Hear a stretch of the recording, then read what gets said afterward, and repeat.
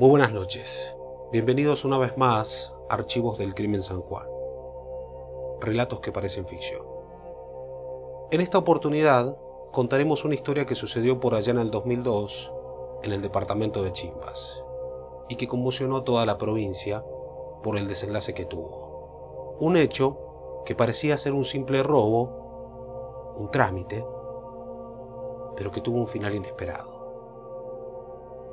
Acaba su historia.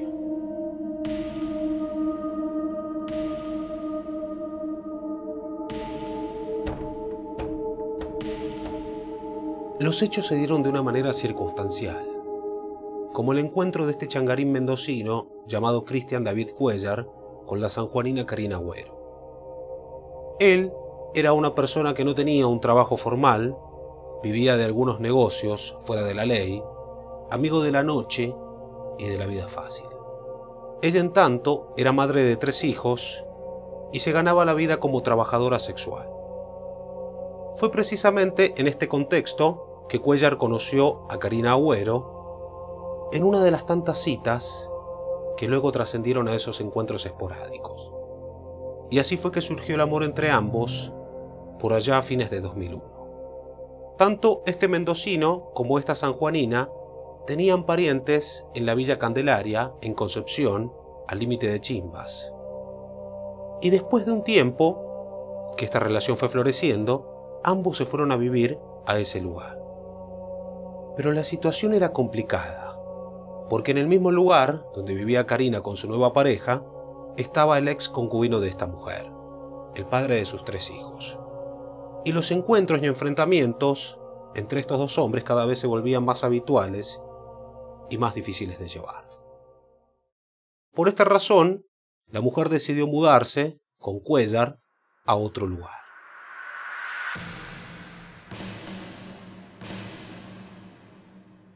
Al parecer, esta mujer estaba muy enamorada de Cuellar porque en un principio decidió no incluir a sus hijos en este nuevo proyecto. Así fue que los dejó con el padre biológico para ella mudarse con este nuevo muchacho. Es así que consiguieron alquilar una pieza en el barrio Porres del departamento de Chimbas. Y allí se fueron, con pocos muebles y poco dinero, con la intención de iniciar una nueva vida en ese lugar.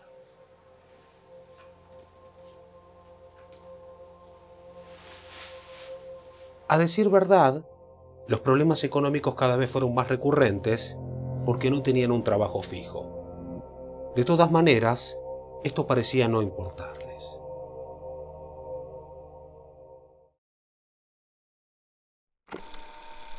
Esta gente eran unos vecinos transitorios de ocasión que alquilaban una habitación justo al lado de la casa de mis padres. Y bueno, ella era prostituta de acá de la avenida Rawson y él era un drogadicto.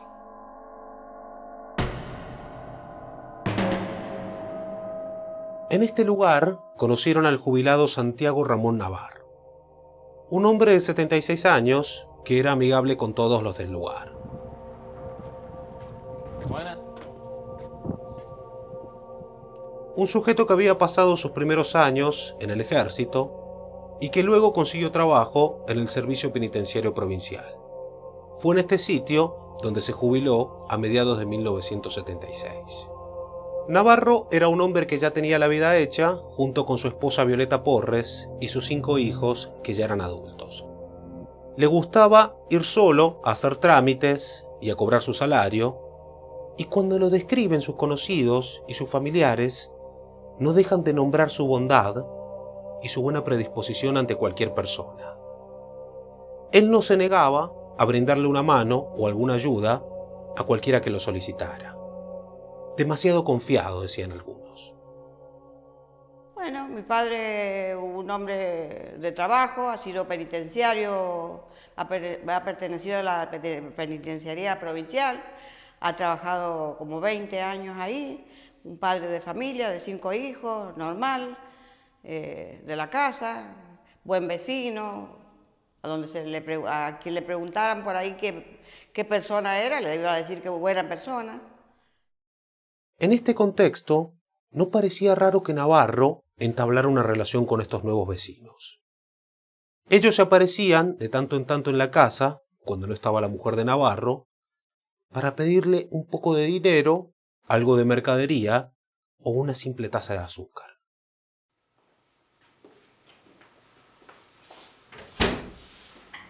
Buen día, Buenos días. ¿cómo le va? Bien, ¿usted ¿Sería qué tan amable de necesita? comprarme un poquito de azúcar? Ah, bueno, un Por poquito. favor. Sí, un poquito. Bueno, un momentito, ya le traigo. Bueno, sí lo espero.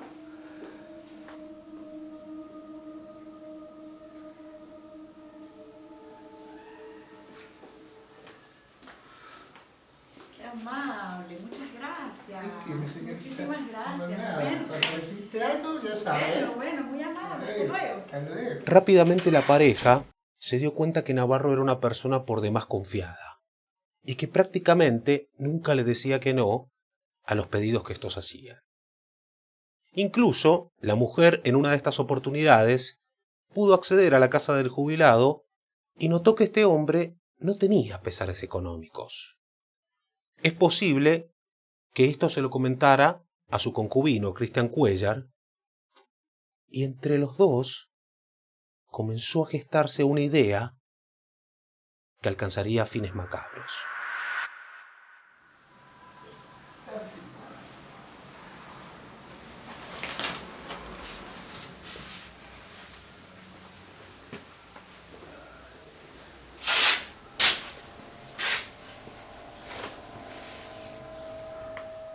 Empezaron a ingeniarse la forma para engañar a este jubilado y quitarle su dinero, pero nunca pensaron que esto los llevaría a un camino sin retorno.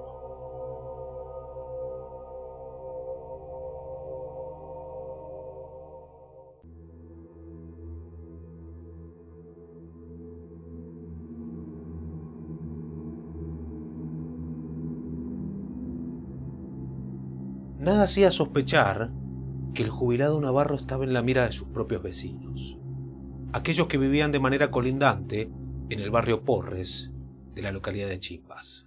La amistad la han conseguido ellos fue yendo a mi casa a pedir un diario, una taza de azúcar, una taza de hierba, 10 pesos, no sé, en ese entonces los valores de la plata no puedo, a lo mejor serían 100 pesos, no sé. Y bueno, y mi papá les prestaba. Y esa era la amistad que había, el vínculo que había. Ese era todo el vínculo que había. Entonces de ahí surge la amistad y la confianza que se habían tomado. Y de ahí empezaron a estar cuando mi mamá no estaba, iban. Porque él conversaba, que cobraba, que había cobrado la jubilación y era la verdad, había cobrado el sueldo, que es el sueldo, él tenía categoría de penitenciario, porque había trabajado muchos años en la cárcel, entonces el sueldo y la jubilación, que no era mala plata en ese momento. Cristian Cuéllar, aquel changarín mendocino que tenía antecedentes penales, ya venía planeando algo siniestro junto a su mujer, Karina Agüero, que oficiaba de trabajadora sexual. Y estos planes se adelantaron, precisamente al 19 de enero del año 2002. Porque ese día, la mujer de Navarro había viajado a Buenos Aires con la finalidad de visitar a una de sus hijas.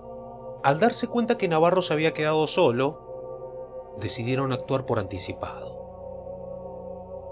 Y eligieron el 20 de enero del año 2002 para poner en acción su estrategia. Ese día la pareja decidió prepararse desde temprano. Juntaron sus cosas, los pocos muebles que tenían, preparándose como si tuvieran que fugarse. El señuelo de toda esta operación iba a ser la mujer, quien ya tenía una relación de confianza con el jubilado y se presentó en su casa desde temprano para tomar unos mates y darle conversación. Al rato que estaban tomando unos mates, el tiempo comenzó a desmejorarse y se largó a llover. Por eso Navarro, siempre predispuesto y confiado, decidió invitar a sus vecinos a que entraran a su propia casa a cenar y a tomar una cerveza. No pensaba ni de cerca las intenciones que tenían estos.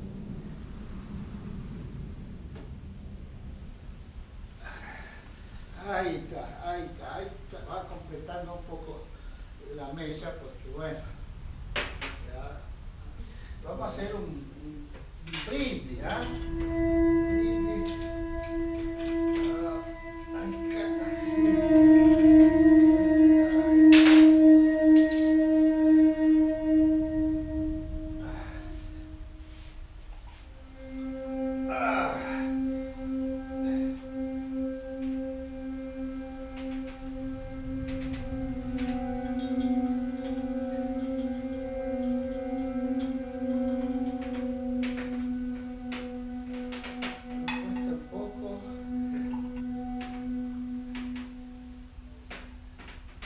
Ahí está, bueno, vamos a hacer un brindis para que esta noche sea linda.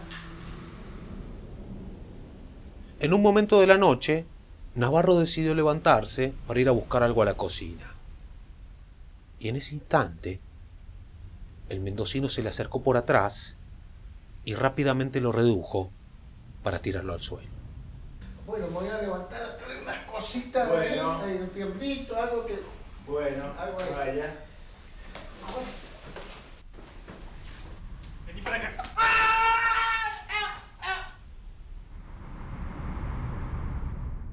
Inmediatamente le pidió ayuda a su mujer para que sacara los pedazos de sábana para amordazarlo al anciano. ¡Para mierda! ¿Qué Fíjate. pasó? ¡Para! ¡Ah!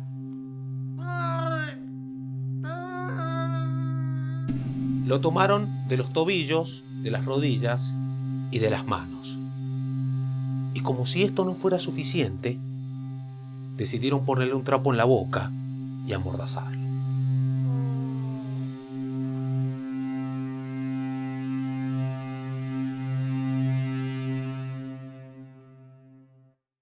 Eso fue una sentencia de muerte para el anciano de 76 años. Con respecto a lo que usted me pone en autos, y tengo conocimiento del caso por la forma en que ocurrió la muerte de este señor, se puede haber debido a una ausencia de oxígeno en sangre producido por el mecanismo de la estrangulación desde atrás, comprime desde afuera la vía aérea, y encima usted me comenta que tenía un cuerpo extraño en la boca. Eso hace un fenómeno mecánico, se llama asfixia por mecánica, es decir, se le obstruye la entrada de aire. Nosotros tenemos la boca y la nariz para ventilar.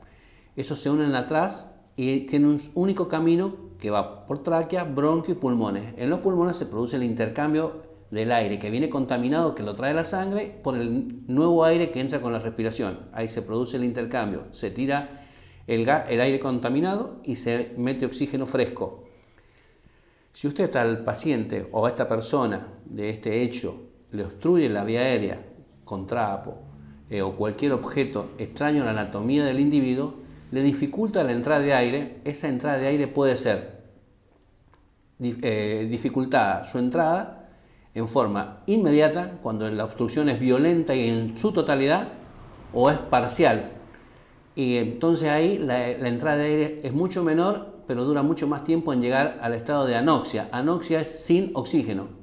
Al estar sin oxígeno la sangre, el paciente empieza a ponerse morado, las articulaciones y las extremidades moradas y frías.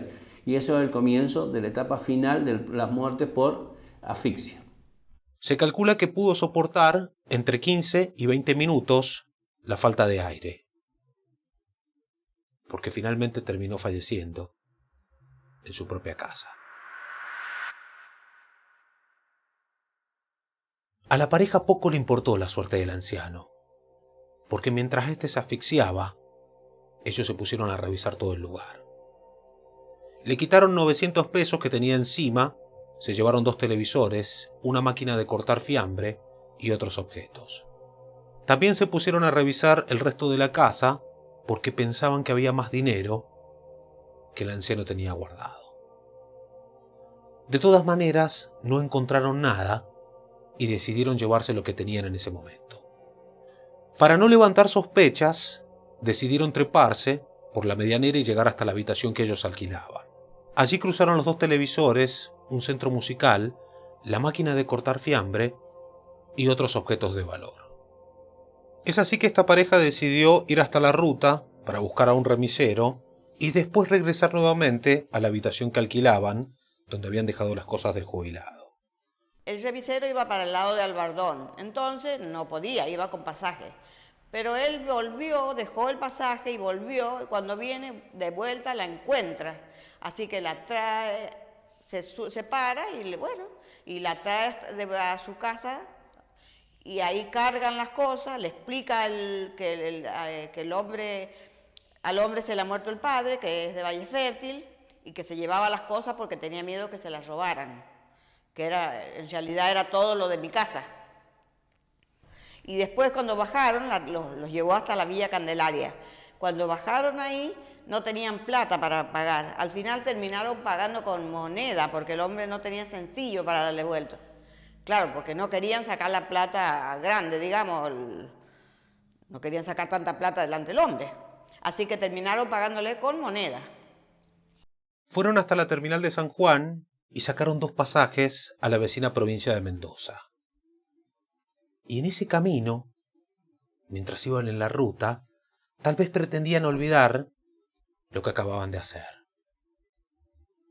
Pero iba a resultar imposible, porque detrás de sí quedaba el cadáver de Santiago Ramón Navarro.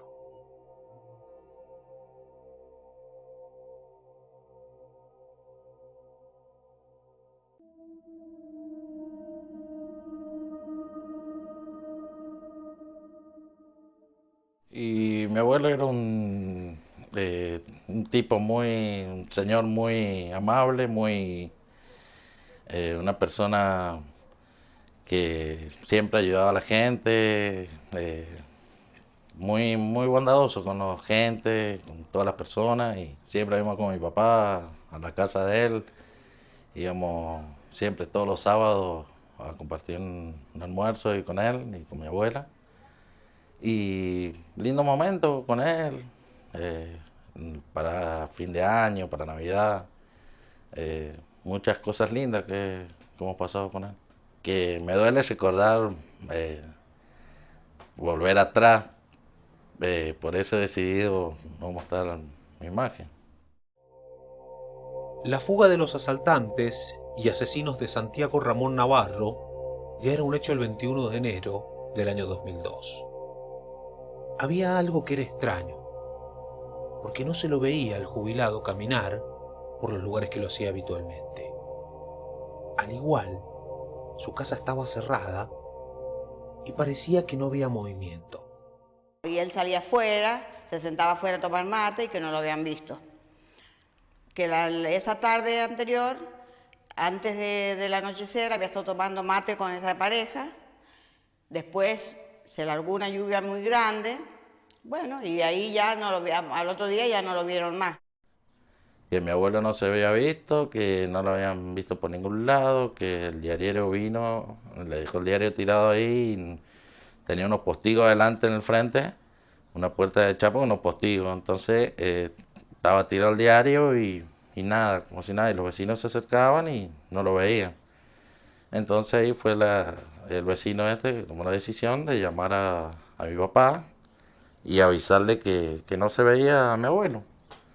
Así que bueno, fuimos con mi papá, mi hermano y yo, los tres fuimos. Viejo.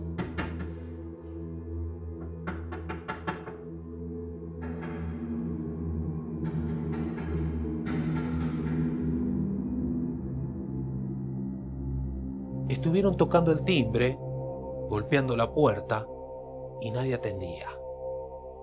Por eso uno de los nietos de Navarro decidió treparse al techo y desembocar en el fondo para saber qué estaba pasando. Le pareció extraño que la puerta de la cocina estaba sin traba, así que decidió avanzar y seguir caminando. Y jamás sospechó lo que se iba a encontrar más adelante, porque estaba su propio abuelo manetado en el suelo yaciendo sin vida. Y esas imágenes que uno no se va a olvidar más. No se va a olvidar más de esas imágenes y de verlo, de pasar el momento ese, ¿viste? Son cosas que te quedan en la cabeza, ¿me entendés? Inmediatamente los familiares del jubilado llamaron a la policía y se hicieron presentes los efectivos de la seccional 17 para saber lo que estaba pasando. Constataron efectivamente que había ocurrido un asesinato. Y los interrogantes eran muchos, pero el móvil de este hecho parecía claro. Había sido un robo. Porque faltaban 2 televisores, un centro musical, una máquina de cortar fiambre y otros objetos. Más adelante se estableció que el cuerpo del jubilado llevaba más de un día sin vida. No me dejaban entrar, entraban mis hermanos. Vino inclusive hasta un hermano que vivía en Mendoza, que ya se ha muerto, vino y lo dejaron pasar y todo. Mis hermanos varones, mis 3 hermanos varones entraron. Y a mí no me dejaba, porque dice que se borran las huellas, que no vaya a tocar nada, que no se puede tocar. Le digo, por favor, déjeme pasar, quiero nada más que entro y salgo. Y de esa manera me dejó pasar, nada más que para ver en la posición que estaba. Por eso le digo que estaba en una posición fetal. Y bueno, y amordazado, atado para atrás, las muñecas y los tobillos, hasta las rodillas le habían enroscado con las tiras de sábana y la boca inflada de corda y con el pedazo de sábana atado, cosa que no iba a poder de ninguna manera zafar, no iba a zafar. La médica forense que realizó el informe dijo que la muerte del jubilado había sido producto de la asfixia. También constató que el anciano tenía otras marcas en su cuerpo, como una luxación en el hombro, producto del maltrato del cual había sido parte. Otra de las características que contó la especialista es que no habían rastros de que hubiera habido una pelea en la cual el anciano hubiera ofrecido resistencia. La primera hipótesis que se estableció es que habían sido ladrones ocasionales, pero los datos a la vista decían otra cosa. Los investigadores no tardaron en darse cuenta, al interrogar a todos los vecinos, que había 2 ocupantes del barrio que estaban desaparecidos misteriosamente y que nadie conocía, o al menos no lo conocían de fondo. No tardaron en conocer que estas 2 personas, un mendocino y una sanjuanina, vivían hace poco en esa habitación y no tenían relación con muchas de las personas del lugar, sí con Navarro, que era un sujeto que le hablaba prácticamente a todo el mundo. Otro de los datos que le llamó la atención a los investigadores fueron las huellas que apuntaban a la casa de estos misteriosos vecinos. Una vez descubierto el asesinato, vino la policía, todo, cuando se llenó la calle, por supuesto, eran policías por todos lados y ya supimos porque los vecinos los habían visto a esa gente con él. Y esa gente a la madrugada del 21 se habían ido en un remis desde ahí, desde la puerta de la casa. Y entonces llevándose las pertenencias de la casa de mis padres. Y bueno, y el dinero, por supuesto. Así que desde un primer momento hemos sabido que eran. Por eso nosotros decíamos, ¿por qué lo mataron? Si estaba dado eso, estaba cantado que eran ellos, porque con las tiras que le habían atado la boca, los brazos, las piernas, las mismas las habían encontrado en la pieza donde ellos vivían. Además, con una persona con 75, 76 años, ¿qué defensa puede tener contra 2 personas jóvenes? Ninguna. ¿Qué ventaja? Ninguna, no llevaba nada de ventaja. Al contrario. El juez que intervino en la causa, Agustín Lanciani, ordenó el allanamiento de este lugar. Y dieron en la tecla. Porque encontraron los mismos pedazos de telas con los que habían encontrado atado al anciano. También la casa estaba vacía, con claros indicios de que se habían fugado repentinamente. Otro de los datos claves que apareció en esta investigación fue el que aportó un remisero cuando se enteró por las noticias de los distintos medios de San Juan el caso de Navarro. Lo primero que se le vino a la mente es que esta persona había sido su instructor cuando daba el servicio militar. Y lo segundo, y más importante, es que él había llevado una pareja con varios objetos hasta Villa Candelaria. Así que se puso a disposición de los familiares de Navarro y les contó las descripciones físicas tanto de Cuéllar como de Agüero. Con estos datos, la policía llegó hasta el domicilio de la casa de la madre de Cuéllar y ahí encontraron los efectos de valor que faltaban en la casa de Navarro. Con esto el círculo cerraba. Ya se sabía que el móvil del asesinato de Navarro había sido el robo y que los posibles asesinos eran Cristian Cuéllar y Karina Agüero. Nos hemos movido con las marchas y las cosas y averiguaciones, mis hermanos, que en ese entonces, bueno, somos 5 hermanos, mis hermanos varones iban en los autos, hasta mi hijo los acompañaba, decía, estaban en Hachal, en la no había no sé cuánto, allá iban, están allá en Mendoza, se iban a Mendoza, en Pocito, a la villa de Pocito. Y bueno, y la policía, ¿qué nos contestaba? Que no tenía presupuesto, no tenía los medios para hacer eso. Que si nosotros podíamos, que lo hiciéramos nosotros, pero no es ese el caso. Creo que la responsabilidad la tienen ellos para con nosotros. Papá, digamos, siempre nos decían, nos vimos, los llamaban, nos vimos que estuvieron en la plaza de Villa Krause. Íbamos para la plaza de Villa Krause, nada. Nos decían, no, estaban en la plaza de Santa Lucía. Íbamos con mi papá, pero ya nada. Que lo habían visto ya acá y bueno, al final nunca dimos con lo que los decían.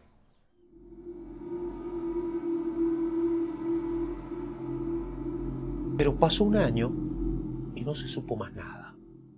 2, 3 e incluso 4, hasta que finalmente se renovaron las esperanzas para hacer justicia.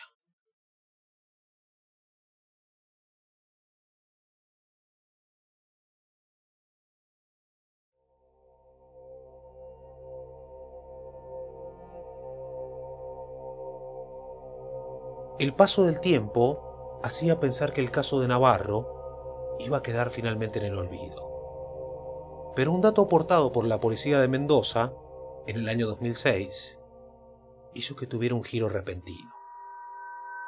Habiendo pasado 4 años y medio, a uno de mis hermanos le dijeron que estaban en una villa, en un asentamiento en Mendoza, y bueno, y justamente, menos mal que tanto luchar, que en ese estaba el de González en la policía, que le pedíamos por favor a todos, al juez, hemos hablado varias veces con el juez Lanciani, qué sé yo, todas las entrevistas que hemos tenido, le pedíamos por favor que fueran a esa villa en Mendoza, que ahí estaban. Así fue que lo siguieron de cerca y lo investigaron para saber si se trataba de él. Y efectivamente era así. Inmediatamente ordenaron la detención de ese changarín de Mendoza, que en ese momento estaba trabajando en una chacarita. Hicieron lo mismo con Karina Agüero, que se encontraba viviendo en el barrio 25 de Mayo de la localidad de Maipú, de la vecina provincia de Mendoza. Lo encontraron a ella, pero ya no eran parejas. El hombre andaba en un camión y ella vivía en una villa, en un asentamiento. Entonces de ahí ya los rastrearon también al tipo y ya los agacharon los dos. Así que los trajeron y a los 4 años y medio, ya casi a punto de caducar la causa, se los trae y se les hace juicio, porque eran realmente, eran los autores del crimen. Cuando llegaron a San Juan, cada uno buscó jugar sus propias cartas para deslindarse de responsabilidades ante el juez Lanciani. Cuéllar dijo que todo fue orquestado por su exmujer, Karina Agüero, y que el jubilado era un cliente más cuando ésta oficiaba de trabajadora sexual. Dijo que el anciano habituaba a pagarle a cambio de sexo y que en esos momentos era cuando su ex concubina lograba obtener información sobre el dinero que tenía el anciano. También contó que la noche en la cual sucedió el crimen, Agüero había ingresado a la habitación del anciano para tener relaciones sexuales y que él se había quedado afuera, esperando su momento. Supuestamente iba a entrar luego a robar, pero cuando entró a la habitación, Agüero había amordazado y dejado en el suelo a Navarro. Ante esta situación, él dijo que el rostro de Navarro ya estaba morado cuando él lo vio. Por eso decidió robar y fugarse. En tanto que Agüero también dio otra versión sobre lo que sucedió esa noche. Según la mujer, Navarro efectivamente los invitó a cenar, pero argumentó que los hechos se dieron de una manera fortuita, porque en un momento determinado de la cena, según la mujer, el anciano habría intentado propasarse manoseándola, y que esto motivó a que su ex concubino reaccionara mal, lo golpeara y lo dejara atado. Después de esto, Agüero dijo que el anciano todavía estaba con vida al momento de marcharse, pero que debían dejarlo morir para que no los identificara. Son cómplices los dos y son tan culpables el uno como el otro. Es evidente.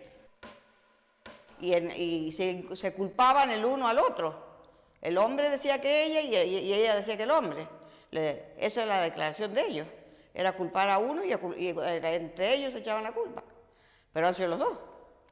Pero después Karina Agüero se contradijo de sus propias palabras y dijo que su expareja había sido el gran ideólogo de este plan y que si no le ayudaba a cometerlo, la iba a matar. Y el juez le pregunta a ella, ¿qué hizo usted cuando el señor Navarro, le preguntan cómo le hicieron todo, ellos iban explicando? ¿Qué hizo usted cuando el señor Navarro estaba en el piso? ¿Qué veía usted en la cara del señor Navarro? Mire, yo estaba amordazado, dice, y lo único, abría los ojos grandotes y se le saltaban las lágrimas, o sea, pidiendo por favor, o auxiliame, un auxilio, sácame esto. O sea que la mujer lo ha visto morir. Mientras el hombre robaba, ella estaba ahí hasta que se murió mi papá.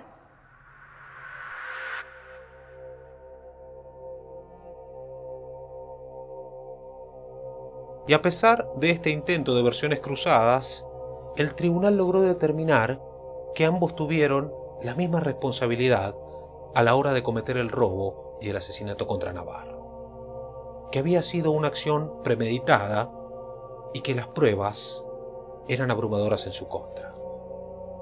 Incluso en un momento determinado del juicio, cuando se les dio la oportunidad de hablar, Cuéllar prefirió optar por el silencio, en tanto que Agüero solo atinó a pedirle disculpas a la familia del jubilado.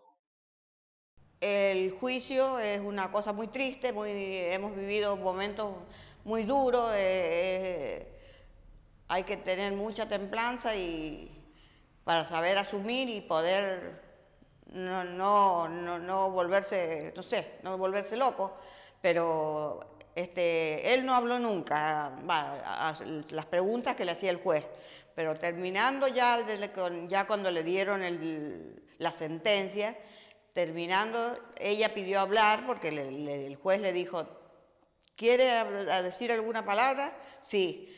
Les pido perdón a la familia Navarro porque yo no soy ninguna asesina.